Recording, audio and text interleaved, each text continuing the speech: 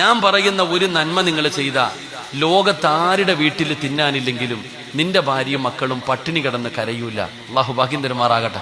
ഒന്ന്, അള്ളാഹു പറയുന്നു സൂറത്ത് ത്വാഹ, ഞാനല്ല ഖുർആനാ പറഞ്ഞേ. സൂറത്ത് ത്വാഹ, പരിശുദ്ധമായ ഖുർആൻ, സൂറത്ത് താഹ എന്ന അധ്യായം എടുത്തു നോക്ക്, അതിന്റെ അവസാനത്തെ പേജ് എടുത്തു നോക്ക്. അള്ളാഹു പറയുകയാ, വഅ്മുർ അഹ്ലക ബിസ്സലാത്തി വസ്തബിർ അലൈഹാ ലാ നസ്അലുക റിസ്ഖ നഹ്നു നർസുഖുക വൽ ആഖിബതു ലിത്തഖ്വ.